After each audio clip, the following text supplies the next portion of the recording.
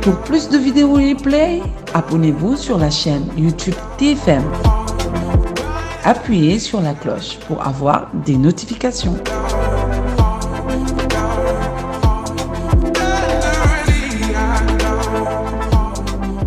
Sur la Petite Côte la nuit dernière, malgré l'alerte de la météo nationale, plusieurs maisons et pirogues ont été endommagées par la houle déferlante.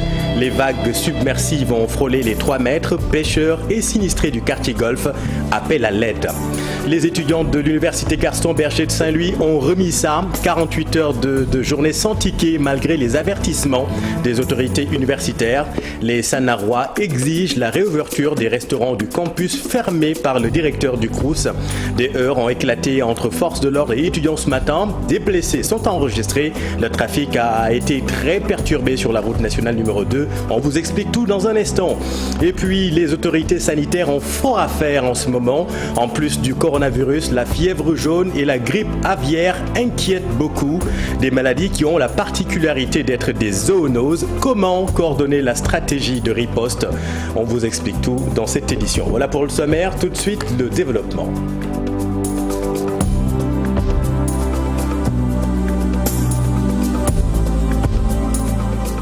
Mais d'abord, cette troublante découverte macabre à la cité Bata de Rufisque-Ouest. Un jeune couple a été retrouvé mort dans leur appartement.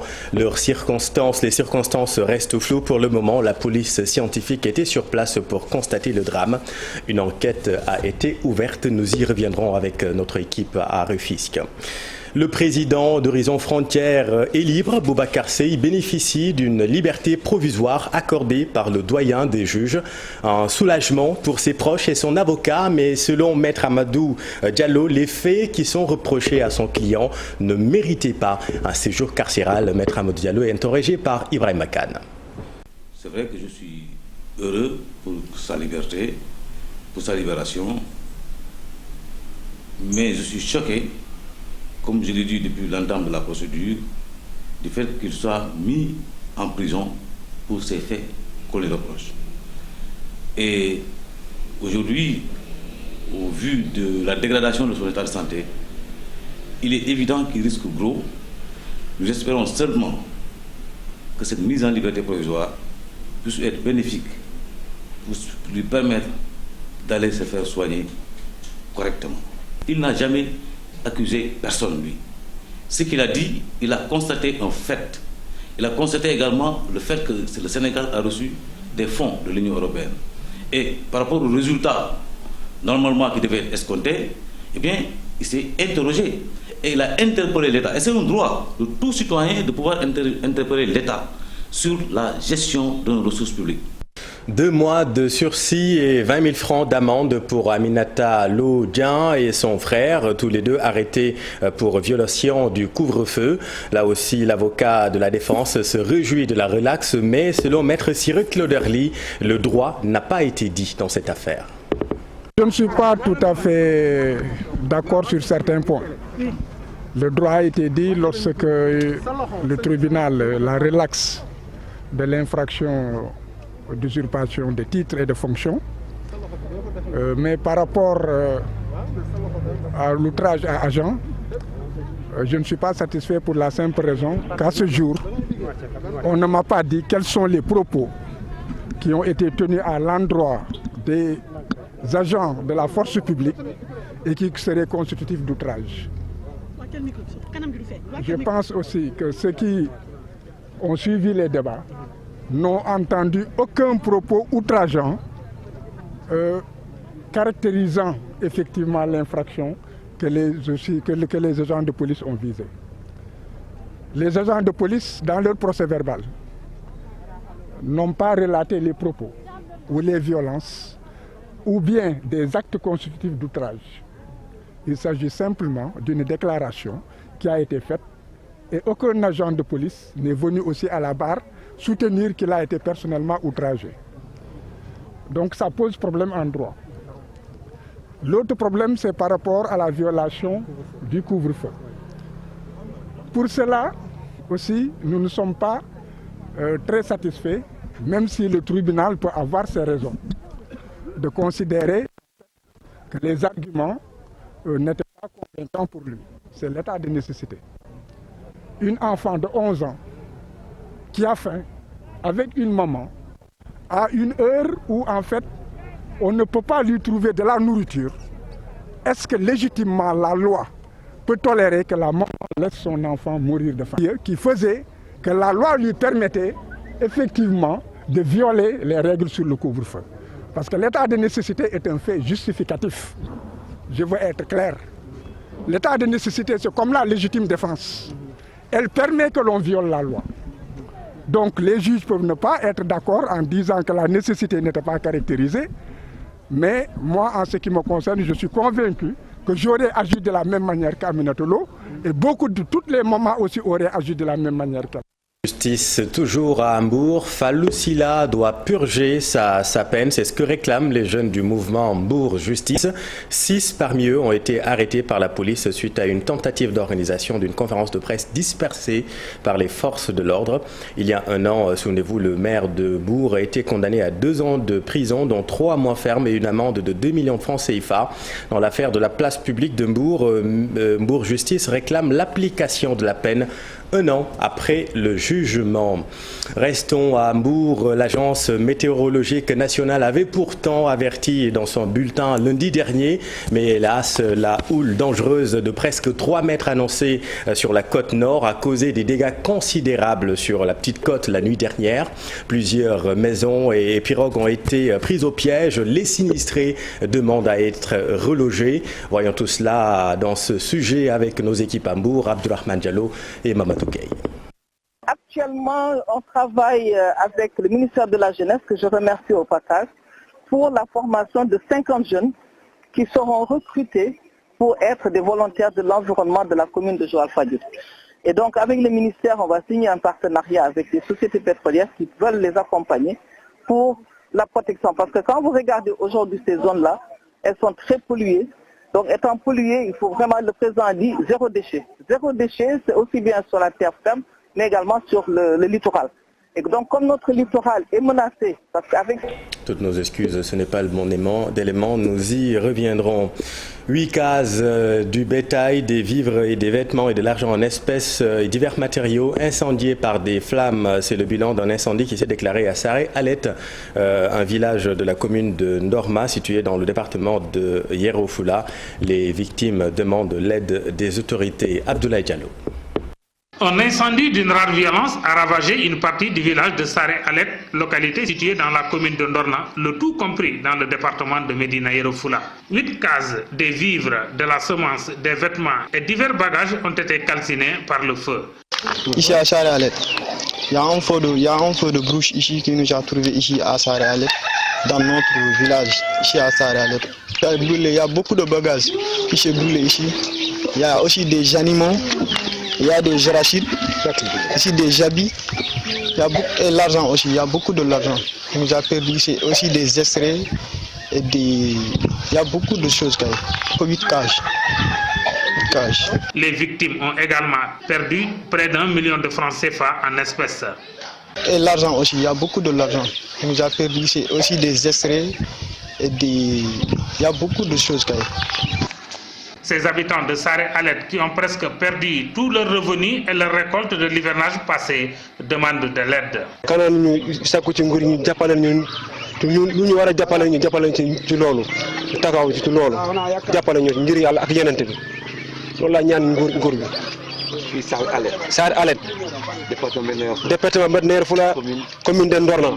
Rappelez que la semaine dernière, un autre feu avait ravagé 7 cases et leur contenu dans la commune de Mampatim.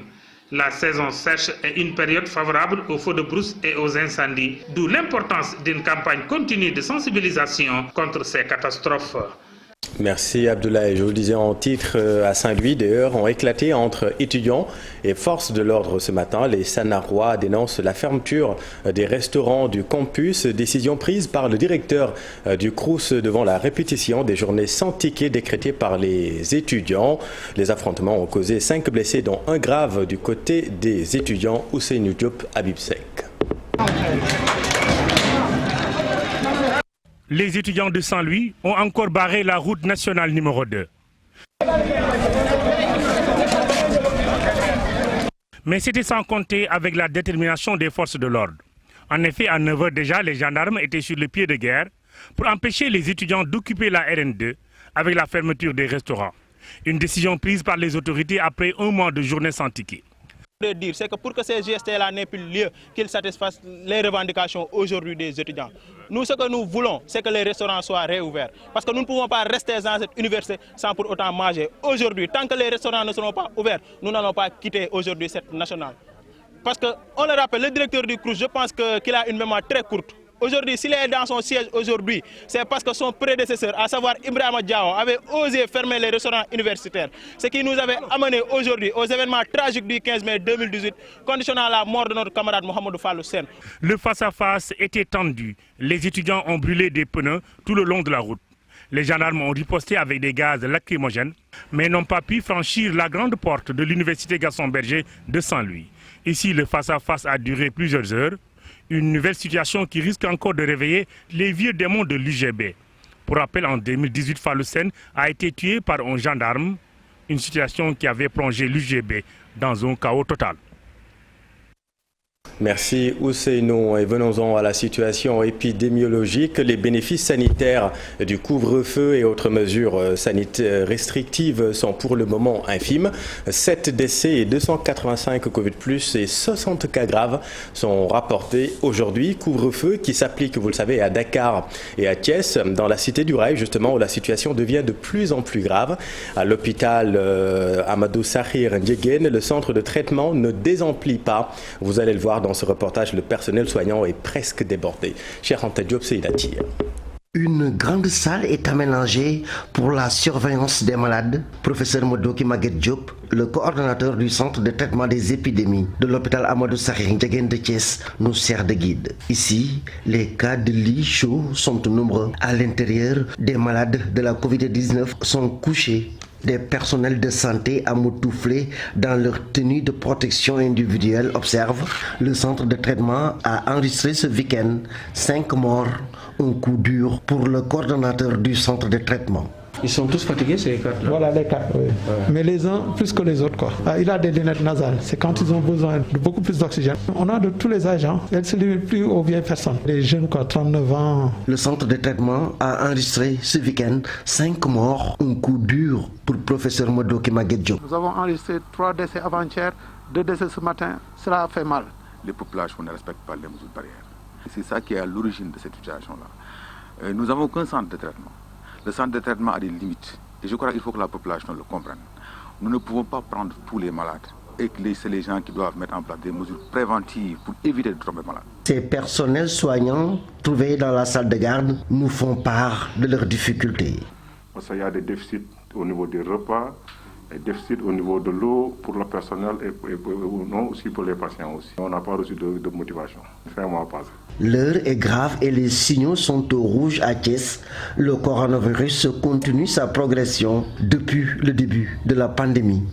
Thiès a enregistré plus de 1000 cas communautaires. Les autorités sanitaires, conscientes du fléau, appellent à la vigilance et à la responsabilité des Thiessois. Merci, Cheikh Anta. Et par les temps qui courent, les autorités sanitaires ont fort à faire, puisqu'en plus de la Covid-19, une épidémie de fièvre jaune s'étend dans l'est du pays. Ajoutez à cela la grippe aviaire qui est aussi détectée au Sénégal. Le parc national de Djoudj est particulièrement touché avec la mort récemment de ses 750 pélicans blancs. Coronavirus, fièvre jaune, grippe aviaire, des maladies qui ont la particularité d'être des zoonoses, de quoi rendre la tâche âpre pour les autorités. Alors comment s'y prendre? Élément de réponse dans ce sujet signé Maïmouna Ndiaye et Mohamed Djeg. Fièvre jaune, grippe aviaire, coronavirus, ce cocktail explosif. La situation alarmante. Une situation qui n'a pas surpris ce professionnel de la santé. Vous savez, il y a une certaine période où il y avait une rupture totale des antigènes en ce qui concerne aussi bien la rougeole que la fièvre jaune. Donc peut-être les autres peuvent être surpris, mais nous ne sommes pas surpris. Parce que quand il y a une rupture de la chaîne d'approvisionnement en termes de vaccination, les enfants sont exposés, surtout ceux qui sont dans les zones rurales. Parce qu'à Dakar, certains parents qui n'avaient pas au niveau des structures sont allés dans les pharmacies ou ailleurs chercher ce vaccin pour leurs enfants. Certains même ont eu du retard par rapport à cette situation. Autant de maladies qui remettent au goût du jour la question d'une politique de santé au Sénégal. Quelles sont les maladies qui aujourd'hui sont des maladies qui sont couramment dans notre zone? C'est des maladies qui touchent les enfants, c'est des maladies diarrhéiques, c'est la diphtérie, c'est le tétanos, c'est la poliomyélite, c'est la coqueluche, c'est la rougeole, c'est la fièvre jaune, c'est la méningite. Ces genres de maladies, pour pouvoir les régler, il faut impérativement avoir un bon programme élargi de vaccination. Parce que c'est la vaccination qui prévient à certaines maladies. Le directeur du SNEPS relativise, il précise que la situation est sous contrôle. Je tiens quand même à dire aux Sénégalais que ce n'est pas la première fois qu'on ait des épisodes de fièvre jaune. Voilà, donc depuis plusieurs années, la fièvre jaune d'ailleurs fait partie du programme élargi de vaccination que nous administrons aux Sénégalais depuis l'âge de 9 mois. Et donc parfois on assiste dans certaines zones des cas isolés. Et ceci signifie que le système de veille et d'alerte du ministère de la Santé fonctionne correctement. Même pour ce qui est de la grippe aviaire, même si je n'ai pas les compétences d'en parler, nous travaillons dans le cadre de One Health et nous savons effectivement que ce ministère est en train de faire un excellent travail à circonscrire les foyers et à incinérer ou à enfouir les cadavres. Je pense que quand même, à ce niveau, on n'a pas de crainte, la situation est maîtrisée. Fièvre jaune, grippe aviaire, coronavirus qui inquiètent les travailleurs de la santé. Ces acteurs réclament un accompagnement plus conséquent pour une meilleure prise en charge des malades. Merci Maïmouna. Et puis nous venons de l'apprendre, Medina Baye reporte sine die le gamou de Taïba Niassène qui était prévu ce 27 février prochain, ce à cause de la poussée épidémique qui sévit actuellement dans la région de Kaolack. Le porte-parole de la famille a fait face à la presse cet après-midi pour informer les talibés. Cet événement, rappelons-le, célèbre la naissance de Cheikh Al-Islam Baye Niass. Je vous en parlais en début d'édition de cette houle qui a fait beaucoup de dégâts sur la Petite Côte. L'agence météorologique nationale avait pourtant averti dans son bulletin de lundi la houle dangereuse de presque 3 mètres a annoncé, a frôlé de presque 3 mètres, a causé des dégâts considérables sur la Petite Côte la nuit dernière. Plusieurs maisons et pirogues ont été prises au piège. Les sinistrés demandent à être relogés. Voyons tout cela avec Abdourahmane Diallo et Mamadou Gueye. Houle ravage tout sur son passage. Les habitants du quartier Golfe de Mbour ne diront pas le contraire. Ils ont passé toute la nuit à évacuer les eaux dans leurs maisons. Le fait de rambler la plage de Sali et laisser les autres parties ont entraîné cette conséquence-là. L'eau est désorientée par ici. Vous avez vu, les maisons sont détruites, les enfants ont passé toute la nuit dehors. Donc c'est un truc très compliqué pour nous. Mais tout ça est dû aux travaux de la plage de Sali. Dans cette zone, plusieurs maisons ont été détruites par l'avancée de la mer. Ces habitants de Golfe demandent à être relogés afin de quitter cet espace. Si tes 2 pieds te font mal et qu'on essaie de soigner un autre pied et laisser l'autre, le problème va perdurer. C'est ce que nous vivons actuellement. Ils ont eu à reloger certaines personnes et ils ont laissé d'autres. Et nous, actuellement, tout ce qu'on veut, c'est qu'ils nous trouvent des logements pour qu'on puisse quitter ce lieu. Cette forte houle a aussi détruit des pirogues. Elle a aussi enseveli la digue rocheuse de Sali. Merci beaucoup Abdourahmane. Mieux prendre en charge la formation des femmes vivant avec un handicap dans le domaine agricole et de l'aquaculture, c'est le plaidoyer de la dirigeante du Centre de développement solidaire et inclusif. En visite à Gandiol, dans le nord du pays, Aïssatou Cissé demande aux collectivités locales de ne pas laisser en rade cette couche vulnérable en cette période pandémique. Ce seront les personnes handicapées parce qu'elles sont beaucoup plus impactées par la pandémie que les autres. Elles la vivent doublement parce qu'étant déjà une personne handicapée, qu'on soit à mobilité réduite, qu'on soit non-voyant, malentendant et tout, on est déjà, il y a déjà un frein par rapport à ce qui se passe dans la société, par rapport aux mécanismes que la société met en place pour aider les autres. Et si on a la chance d'avoir des terres, parce que les Espagnols souvent ils viennent cultiver le melon ici et amener chez eux, hein. Donc pourquoi ne pas cultiver ici et le leur vendre? Il faut faire tourner la roue en sens inverse. Et on sera beaucoup mieux financièrement. On sera vraiment épanoui psychologiquement également. Gare routière de Rufisque, les chauffeurs et les responsables du comité de gestion ne parlent plus le même langage. Les chauffeurs déplorent leurs difficiles conditions de travail et non-respect du protocole sanitaire lié à la pandémie. Le président du comité de gestion refute et parle de dispositions prises pour donner un autre visage à cette gare récemment rouverte. Ousseynou Thiam, Ahmadou Bambassand. La colère est vive et perceptible chez les chauffeurs de la gare routière de Rufisque. À l'origine de leur courroux, l'insalubrité et les manquements liés à leurs conditions de travail. Avec 200 000 francs, on peut régler ce problème. Regardez l'état dans lequel se trouve la gare routière avec cette insalubrité. C'est dans la rue que les gens vendent les bons pour les chargements. À partir de midi, tu ne vois plus aucun véhicule sur les pistes de chargement. Les chauffeurs de minicar ne parviennent plus à charger. Dans quel Sénégal sommes-nous? Selon ces chauffeurs, même le protocole sanitaire contre la Covid-19 n'est plus respecté. Il n'existe aucun protocole sanitaire dans cette gare routière comme le souhaite l'État. Nous ne disposons pas d'eau pour se laver les mains. Nous n'avons que nos masques pour éviter qu'on nous interpelle. Nous ne pouvons pas être chauffeurs d'un car Ndiaganiaï et sans porter de masque. Du côté du comité de gestion, l'on refute ces propos. Le président annonce un comité de suivi pour une meilleure gestion de cette gare routière. Mais je crois que par rapport à la gestion de la gare routière, vous êtes témoin de là où on a pris le départ, ou là où on est actuellement présentement. On a les lavoirs à l'entrée de la gare routière. On a les lavoirs à l'entrée de la gare routière. Mais ce qui est le cas dans la gare routière, mais c'est partout. Seulement que nous, à notre niveau, j'ai un quota de gel, j'ai un quota de masque. Chaque jour que je fais, je donne au régulateur de chaque tableau pour que chaque véhicule ait son départ, pour qu'il puisse donner aux passagers qui n'ont pas de masque. Rappelons que cette gare routière a été longtemps fermée.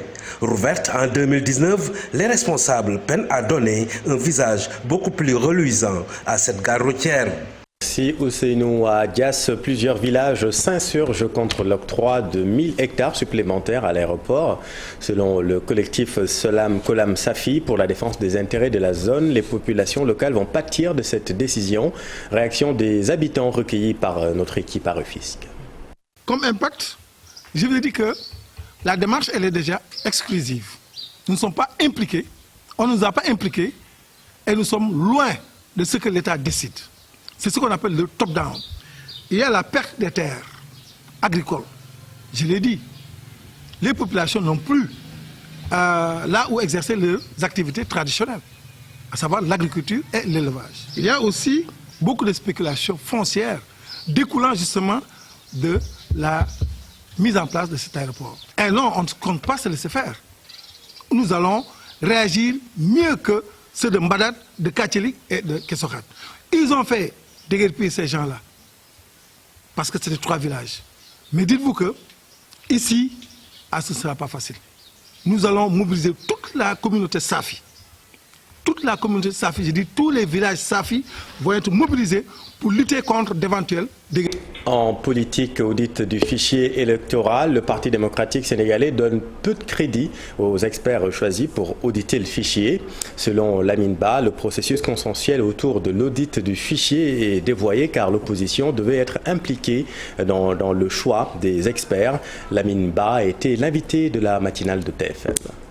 Le PDS réaffirme sa position de voir son pays, qui est le Sénégal, être dans les dispositions d'organiser des élections apaisées, transparentes et démocratiques. Cela dit forcément que nous devons passer par un audit du fichier électoral, ce qui a été demandé depuis les élections passées de 2016, au terme desquelles nous avons publié un livre blanc.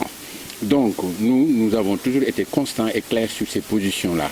Donc nous pensons qu'aujourd'hui, l'organisation d'élections au Sénégal n'est possible que si les conditions de transparence et de respect des règles démocratiques sont réunies. On n'est pas contre des experts, mais nous pensons qu'aujourd'hui, pour faire preuve de disponibilité, de respect des dispositions constitutionnelles, Macky Sall et son régime devraient être amenés aujourd'hui à remettre le principe consensuel au cœur du dispositif de révision du fichier électoral. Et ce n'est pas encore le cas.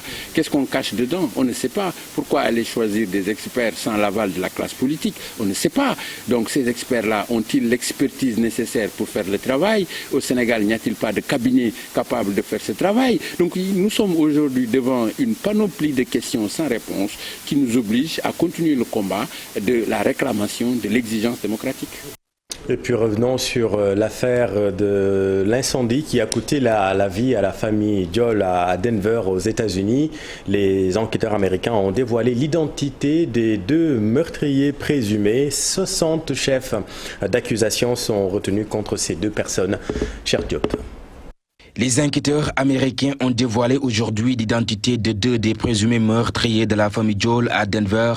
Kevin Bowie et Gavin Seymour sont tous âgés de 16 ans, actuellement inculpés et ils seront jugés comme des adultes selon le porte-parole du bureau du procureur du district. Toutefois, le parquet a indiqué que le dossier du 3e suspect arrêté dans cet incendie criminel soit transféré au tribunal des mineurs. Les chefs d'accusation retenus contre eux passent de 28 à 60, dont 5 chefs de meurtre au premier degré, plusieurs chefs de tentative de meurtre, agression avec une arme mortelle, incendie criminel, cambriolage, complot au premier degré, entre autres accusations. Pour rappel, les accusés ont mis le feu au domicile des Diol dans la nuit du 5 août 2020 à Denver, un acte criminel qui a coûté la vie à Djibril Diol et 4 autres membres de sa famille qui reposent tous au cimetière de Yoff. A signalé aussi que la date de l'audience n'est pas encore divulguée. Merci, Cheikh. Et dans l'actualité internationale, la Tunisie où les services de réanimation sont submergés par des cas graves de coronavirus. Une opération de collecte de fonds et de vivres destinée à l'armée en Centrafrique avec l'aval du ministère de la Défense et puis la signature d'un contrat à la Lasiodrome qui fait jaser notamment celle d'un arrière-petit-fils du dictateur fasciste Mussolini. Daniel Diouf. La Tunisie fait face à une flambée de cas de contamination au coronavirus. Les cas graves qui se multiplient. Le pays enregistre en moyenne 50 à 100 décès par jour selon le ministère de la Santé. Les services de réanimation sont submergés. Des malades qui attendent en lit parfois pendant 3 jours. Les médecins choisissent désormais les patients en fonction de leur gravité.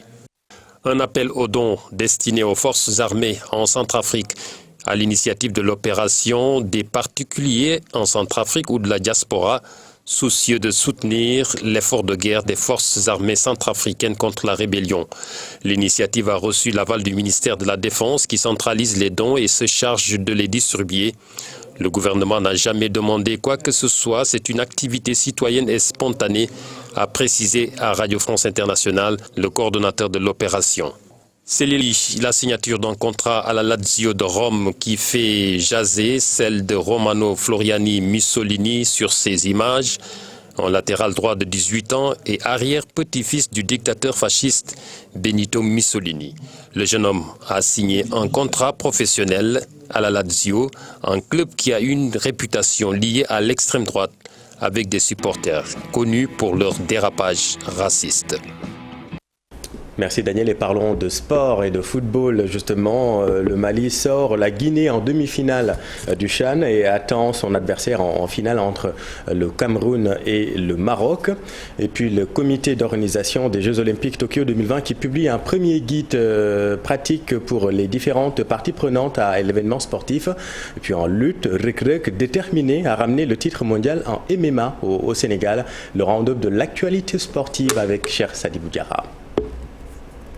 Le lutteur Reug déborde d'ambition dans le MMA. Le récent vainqueur du Camerounais Ngalani, son deuxième succès en autant de sorties dans cette discipline, dit viser le titre de champion du monde dans un entretien accordé au quotidien L'Observateur. Reug promet également de ne jamais décevoir les Sénégalais et de prendre le meilleur sur son prochain adversaire, le redoutable brésilien Marcus Buchecha Almeida. Un combat prévu en mars prochain. En football, le Cameroun hôte du CHAN 2021 rencontre en ce moment le Maroc en demi-finale. Le vainqueur va défier en finale le Mali qui a sorti dans l'autre demi-finale la Guinée à l'issue de la séance des tirs au but 5 à 4. Ce sera le dimanche 7 février prochain. Anes Ramos et Manuel Neuer. Pour les Jeux Olympiques de Tokyo 2021, le comité d'organisation vient de publier son premier guide pratique sur les règles imposées aux différents participants à l'événement sportif. Un premier guide qui est destiné aux fédérations. Elles doivent télécharger une application et y mettre au quotidien des données de leur santé 14 jours avant leur départ vers le Japon. Effectuer un test PCR 3 jours avant le vol et donner un emploi du temps détaillé du séjour. Et accepter aussi des prises de température qui ne devront pas être supérieures à 38 degrés avant chaque entrée dans un site sportif. Merci cher Sadibou, c'est la fin de cette édition. Merci de votre attention. L'info continue dans Soir d'info avec